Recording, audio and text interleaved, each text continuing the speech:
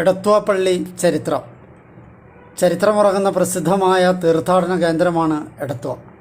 നെൽകൃഷിക്ക് പേരുകേട്ട കുട്ടനാടിൻ്റെ സ്ഥിരാകേന്ദ്രമായും ആത്മീയ തീർത്ഥാടന കേന്ദ്രമായും അറിയപ്പെടുന്ന എടത്വയുടെ പ്രശസ്തിക്ക് കാരണം 1810 സെപ്റ്റംബർ 29 വിശുദ്ധ ഗീവറീസ് പുണ്യാളൻ്റെ നാമധേയത്തിൽ സ്ഥാപിതമായ സെൻറ്റ് ജോർജ് ഫൊറോന പള്ളിയാണ്.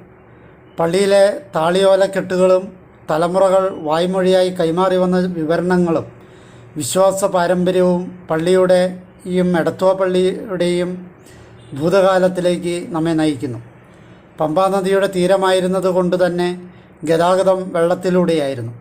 വെള്ളത്താൽ ചുറ്റപ്പെട്ട എടത്വയിൽ ഇഴജന്തുക്കളുടെ ശല്യം കൂടുതലായിരുന്നിരിക്കണം.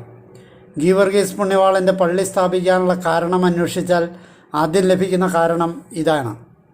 പ്രദേശവാസികൾക്ക് പുണ്യവാളൻ്റെ സഹായം ഏറെ ലഭ്യമാകുകയും അത് പ്രസിദ്ധമാവുകയും ചെയ്തതോടെ ദൂരസ്ഥലത്തു നിന്നും തീർത്ഥാടകർ എത്തിത്തുടങ്ങി. ഇഴജന്തുക്കളിൽ നിന്നും പൈശാചിക ശക്തികളിൽ നിന്നും മോചനം തേടി തെക്കൻ നാടുകളിൽ നിന്ന് ധാരാളം ജനങ്ങൾ എടത്വയിൽ എത്തിയിരുന്നുവെന്ന് ചരിത്രം സാക്ഷ്യപ്പെടുത്തുന്നു. എടത്വ പള്ളി സ്ഥാപിതമാകുന്നതിന് മുമ്പ് കുട്ടനാടൻ തുരുത്തുകളിൽ താമസിച്ചിരുന്ന ക്രൈസ്തവർ ആരാധന നടത്തിയിരുന്നത് വിശുദ്ധ തോമാസ് ലീഹ AD 54 സ്ഥാപിച്ച നിരണം വലിയ പള്ളിയിലായിരുന്നു. ചങ്ങങ്കരി, തെക്കേമുറി, എടത്വ, തലവടി എന്നിവിടങ്ങളിൽ നിന്നുള്ളവർ വള്ളത്തിൽ തലവടിയിലെത്തി ഒരുമിച്ച് ചേർന്ന് ഒരു ദിവസം യാത്ര ചെയ്ത് നിരണത്തെത്തിയാണ് ആരാധനയിൽ പങ്കെടുത്തിരുന്നത്. ചെമ്പക്കുളത്ത് കല്ലൂർക്കാട് കന്യകാമറിയത്തിൻ്റെ പേരിൽ മറ്റൊരു പള്ളി സ്ഥാപിച്ചതോടെ എടത്വ പ്രദേശത്തെ ആളുകൾ ചെമ്പക്കുളത്ത് എത്തിത്തുടങ്ങി. കാലക്രമത്തിൽ കരപ്രദേശത്തിൻ്റെ വിസ്തൃതി ഏറിയതോടെ വിവിധ സ്ഥലങ്ങളിൽ നിന്നുള്ള കുടിയേറ്റം ശക്തമായി. കുട്ടനാട്ടിൽ പ്രത്യേകിച്ച് എടത്വയിൽ ജനസംഖ്യ പെരുകി. ക്രിസ്തുവർഷം 1100 ആലപ്പുഴയിലും 1410 പ്രക്കാട്ടും 1557 പുളിങ്കുന്നിലും പുതിയ പള്ളികൾ സ്ഥാപിതമായി. അപ്പോഴും എടത്വയിലെ ജനങ്ങൾ ആരാധനയ്ക്കായി ചമ്പക്കുളം പള്ളിയെയാണ് ആശ്രയിച്ചിരുന്നത്. ചെമ്പക്കുളത്തേക്കും നിരണത്തേക്കുമുള്ള യാത്ര വളരെ ക്ലേശകരമായിരുന്നതിനാൽ എടത്വയിലെ വിശ്വാസികൾ സ്വന്തമായൊരു ദേവാലയമെന്ന ആശയം മുന്നോട്ട് വെച്ചു. എടത്വ ഇടവകയിലെ ആദ്യ വൈദികനായിരുന്ന ചങ്ങങ്കരി വലിയ വീട്ടിൽ ഗീവർഗീസ് കത്തനാർ ഇതിന് വലിയ പ്രോത്സാഹനവും നൽകി. പണ്ടങ്കരി, ഊരാംവേലിൽ കുര്യൻ തരകൻ, എടത്വ തെക്കേടത്ത് പോത്തൻ മാപ്പിള, വെട്ടുതോട്ടുങ്കൽ തൊമ്മി മാപ്പിള, ചെക്കിടിക്കാട് മെതിക്കളത്തിൽ മാത്തൻ മാപ്പിള തുടങ്ങിയവരാണ് പള്ളി സ്ഥാപിക്കാനുള്ള ശ്രമങ്ങൾക്ക് നേതൃത്വം നൽകിയത്. സ്വന്തമായൊരു പള്ളി പണിയുന്നതിന് വിശ്വാസികൾ വരാപ്പുഴ അതിരൂപതയെ സമീപിക്കുകയും അന്ന് അതിരൂപത ഭരണാധികാരിയായിരുന്ന ഫാദർ റൈമണ്ട് പള്ളി പണിയുന്നതിന് കാനോനിക അനുമതി നൽകുകയും ചെയ്തതായി ചരിത്രം വ്യക്തമാക്കുന്നു. തുടർന്ന് 1810 സെപ്റ്റംബർ 29 പമ്പയാറിൽ വടക്കോട്ടൊഴുകിയിരുന്ന കൈവഴിയുടെ പടിഞ്ഞാറേ തീരത്ത് പുതിയ പള്ളിയുടെ ശിലാസ്ഥാപനം നടത്തി. എടത്വയിലെ ചങ്ങങ്കരി വെള്ളാപ്പള്ളി എന്ന പ്രമുഖ നായർ തറവാട്ടിലെ കൊച്ചെറുക്കപ്പണിക്കർ സൗജന്യമായി സംഭാവന ചെയ്ത സ്ഥലത്താണ് ശിലാസ്ഥാപനം നടത്തിയതെന്നാണ് ചരിത്രം. അക്കാലത്ത് സുലഭമായിരുന്ന ചെറിയ ഓടാണ് മേയാൻ ഉപയോഗിച്ചത്.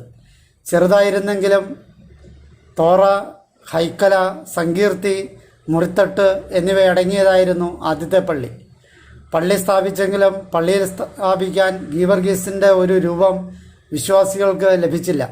അതിനായി നടത്തിയ അന്വേഷണങ്ങളെ തുടർന്ന് പുരാതനമായ ഇടപ്പള്ളി സെൻറ്റ് ജോർജ് ദേവാലയത്തിൽ വിശുദ്ധൻ്റെ ഒന്നിലധികം രൂപങ്ങളുണ്ടെന്നറിഞ്ഞ് ഇടവകയിലെ പുരോഹിതനായിരുന്ന വലിയ വീട്ടിൽ ഗീവർഗീസ് അച്ഛനും ഒരു സംഘം ആളുകളും വരാപ്പുഴ മെത്ര രൂപതാധ്യക്ഷൻ്റെ അനുമതിയോടെ 2 കളിവള്ളങ്ങളിലായി ഇടപ്പള്ളിയിലേക്ക് പോവുകയും അവിടെ എത്തി വികാരിയച്ഛനെ കണ്ട് കാര്യങ്ങൾ ചർച്ച ചെയ്യുകയും ചെയ്തു. എടത്വക്കാരുടെ ആവശ്യം ന്യായമാണെന്ന് കണ്ട് പള്ളിയുടെ തട്ടിൻപുറത്ത് ഉപയോഗമില്ലാതെ കിടക്കുന്ന 2-3 രൂപങ്ങളിൽ ഏതു വേണമെങ്കിലും കൊണ്ടുപോയിക്കൊള്ളാൻ ഇടപ്പള്ളിയിലെ അച്ഛൻ അനുമതി നൽകി.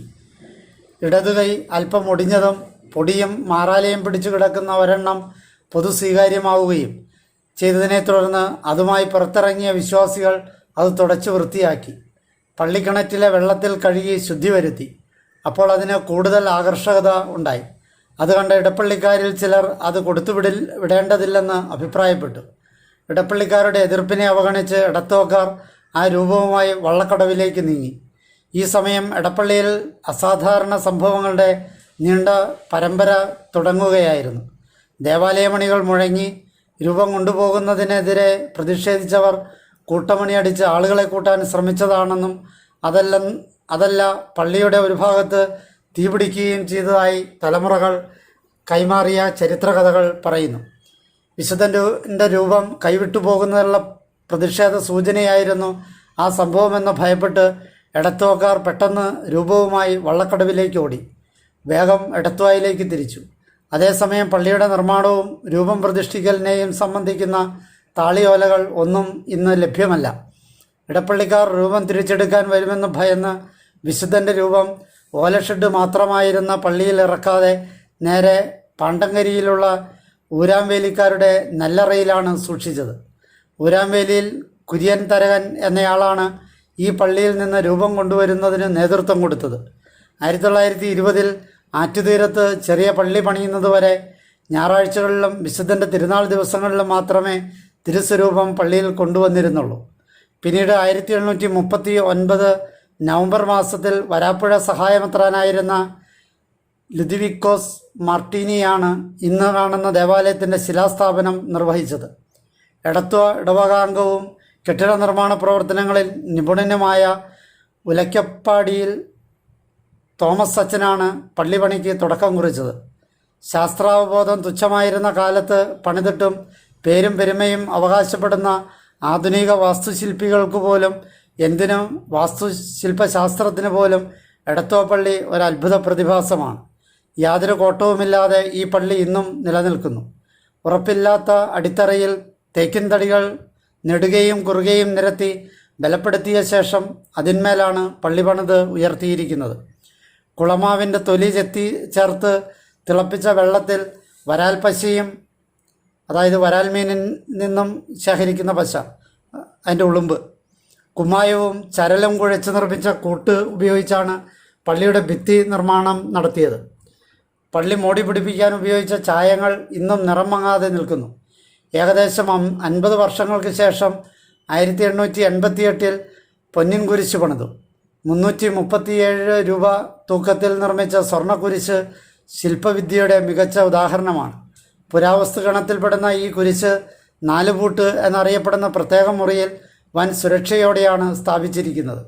ഈ കുരിശാണ് ഇന്നും പെരുന്നാൾ ദിനത്തിൽ പ്രദക്ഷിണത്തിന് ഉപയോഗിക്കുന്നത്. അശ്വാരൂഢനായ വിശുദ്ധൻ്റെ തിരുസ്വരൂപവും തോടൊത്ത് കാണുന്ന രാജകുമാരിയും സർപ്പവും തിന്മയുടെ ശക്തികളിൽ നിന്നുള്ള മോചനത്തിൻ്റെ അടയാളമായി വിശ്വാസികൾ കാണുന്നു. കയ്യിലൊന്നുമില്ലാതെ തീർത്ഥാടകരാരും വിശുദ്ധനെ ദർശിക്കാറില്ല. വിശുദ്ധൻ്റെ അടിമയായി തീർന്നാൽ രോഗങ്ങളിൽ നിന്നും അത്യാഹിതങ്ങളിൽ നിന്നും മോചനം നേടാമെന്നും ലോകത്തിൻ്റെ ഏതു കോണിലായിരുന്നാലും ഗീവർഗീസ് പുണ്യവാളൻ തങ്ങളെ കാത്തുരക്ഷിക്കുമെന്നും വിശ്വാസികൾ കരുതുന്നു.